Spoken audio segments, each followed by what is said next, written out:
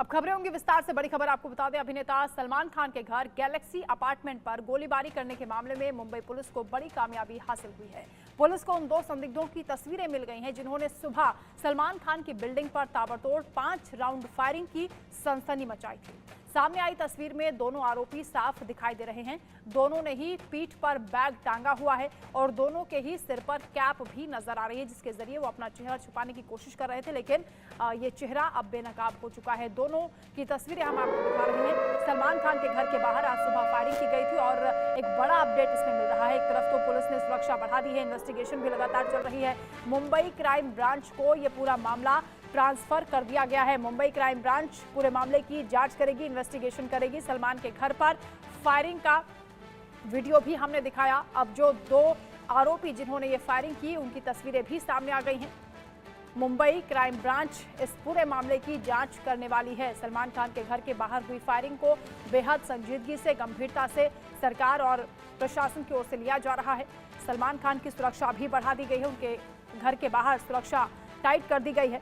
आपको बता दें कि लगातार जान से मारने की धमकियां सलमान खान को मिल रही थी। इस बीच उनके घर पर गैलेक्सी अपार्टमेंट में यह हमला हुआ।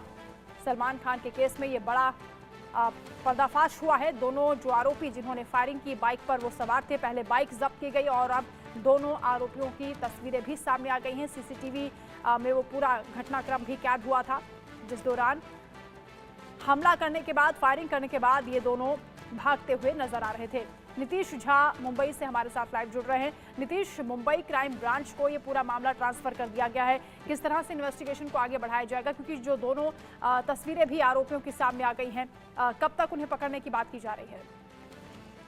जी बिल्कुल, लगातार मैं आपको बता दूं कि लगातार जब सुबह ये वारदात हुआ तो उस समय क्राइम सीन पर लगातार क्राइम ब्रांच के ऑफिसर्स जो है वो पहुंच रहे थे। उसी समय कयास लगाए जा रहे थे कि हो सकता है कि ये क्राइम ब्रांच को सौंप दिया जाएगा केस, और वैसा ही हुआ, क्योंकि ये केस ऐसा है कि जिसमें राष्ट्रीय स्तर की एजेंसियां भी अभी जुड़ गई है। जहां दिल्ली क्राइम लॉरेंस बिश्नोई, रोहित गोदारा और इन गैंगस्टर्स के ऊपर, गोल्डी बरार के ऊपर जो है जांच कर रही है, वहीं अब मुंबई पुलिस भी, मुंबई क्राइम ब्रांच भी इस पूरे केस में और इन गैंगस्टरों के ऊपर तफ्तीश में जुट जाएगी। आपको बता दें, दरअसल ये पूरा मामला जो है शुरू होता है उस समय से जब 90 के दशक में सलमान खान कहीं ना कहीं दाऊद इब्राहिम और इन दाऊद इब्राहिम की जो नेक्सस थे, छोटा शकील और बाकी तमाम लोग, छोटा राजन, उनके साथ उनकी नजदीकियां थी। और 1958 में जब हम साथ साथ है की शूटिंग चल रही थी, उस वक्त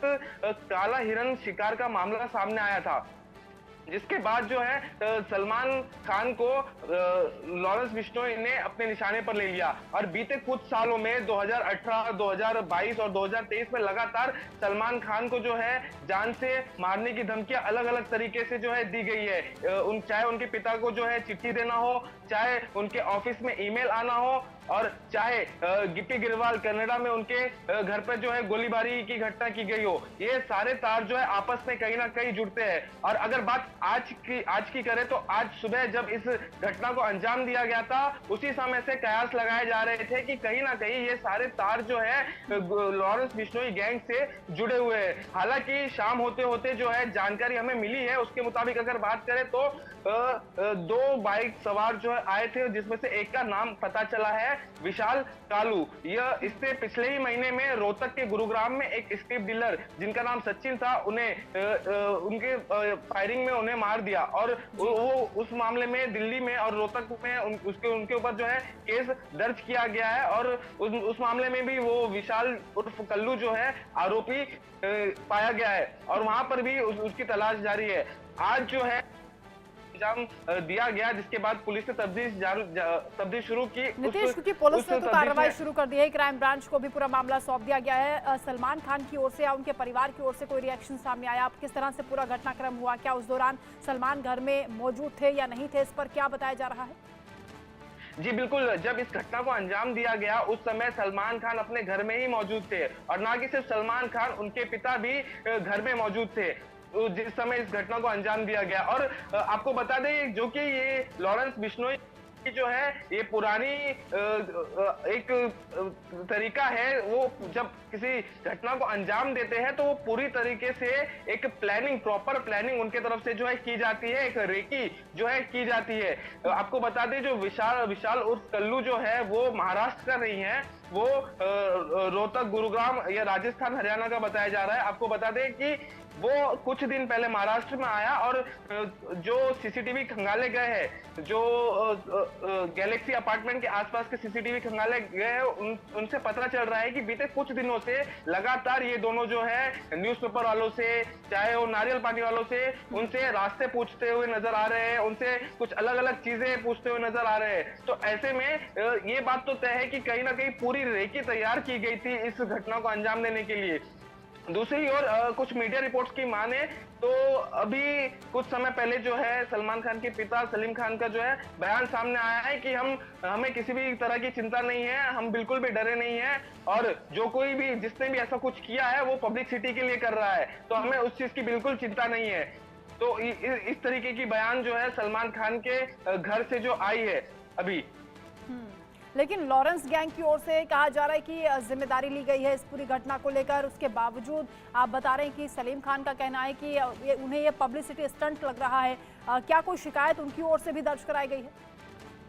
जी नहीं, Mumbai police, Bandra police station में जो है इस पूरे मामले के ऊपर एफआईआर दर्ज कर लिया गया है, और हालांकि क्राइम ब्रांच को जब अब केस सौंप दिया गया है तो क्राइम ब्रांच मुंबई पुलिस से वो सारी चीजें जो मुंबई पुलिस ने इकट्ठा की है वो लेगी। आपको बता दें कि 6.75 mm की जो बुलेट है वो बरामद की गई है, और एक बाइक भी आज दोपहर में बांद्रा पुलिस ने बरामद की है जिसे फॉरेंसिक के लिए भेजा गया है। उस बाइक की भी तफ्तीश की जा रही है कि कहीं ये वही बाइक तो नहीं जो उस घटना को अंजाम देने के लिए जो है इस्तेमाल की गई है। और दूसरी तरफ जो है अब शाम होते होते अनमोल बिश्नोई ने अपने सोशल मीडिया हैंडल से इस पूरे घटना की जिम्मेदारी भी अपने सर पर ले ली है। हालांकि आपको बता दें कि मुंबई पुलिस ने इस सोशल मीडिया पोस्ट को वेरीफाइड नहीं किया है, और अनमोल बिश्नोई के बारे में बताया जाता है कि वो लॉरेंस बिश्नोई का भाई है और इस वक्त अमेरिका के कैलिफोर्निया में वो बैठा हुआ है।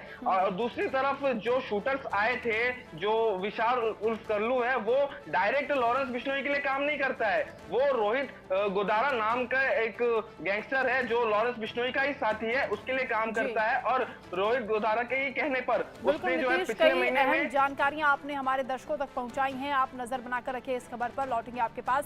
दरअसल सलमान खान के बांद्रा स्थित गैलेक्सी अपार्टमेंट में आज सुबह 5 बजे कई फायरिंग वहां पर हुई, कई राउंड फायरिंग की गई। 2 बाइक सवारों ने करीब 4 राउंड फायरिंग वहां पर की, और जिस दौरान ये फायरिंग हुई उस वक्त सलमान खान अपने घर पर ही मौजूद थे, ये जानकारी मिली। इस घटना के बाद महाराष्ट्र के सीएम एकनाथ शिंदे ने सलमान खान से फोन पर बातचीत भी की। सलमान के घर के बाहर सुरक्षा बढ़ा दी गई है। सलमान खान को लॉरेंस बिश्नोई, गोल्डी बराड़ गैंग ने जान से मारने की धमकी दी थी। कई बार उन्हें ईमेल के जरिए भी धमकियां मिली, कई बार चिट्ठी भी फेंकी गई, और उसके बाद अब हमने देखा कि किस तरह फायरिंग भी उनके घर के बाहर हुई है। तो सलमान खान के घर के बाहर हमले को लेकर निंदा की गई, सुनिए। सलमान खान के घर के बाहर जो फायरिंग हुई है ये दुर्भाग्यपूर्ण घटना है। पुलिस उसकी जांच कर रहे हैं, उसको तुरंत पकड़ा जाएगा, उसके ऊपर कड़ी कार्रवाई होगी। ये कानून व्यवस्था हाथ में लेने वालों को कभी बख्शा नहीं जाएगा। और सलमान में पुलिस को, कमिश्नर जी को सूचना दी हुई है कि सलमान खान की और उनके परिवार की पूरी तरह सुरक्षा जो है उसकी जायजा लिया जाए। खबरों में आगे बढ़ेंगे। ईरान और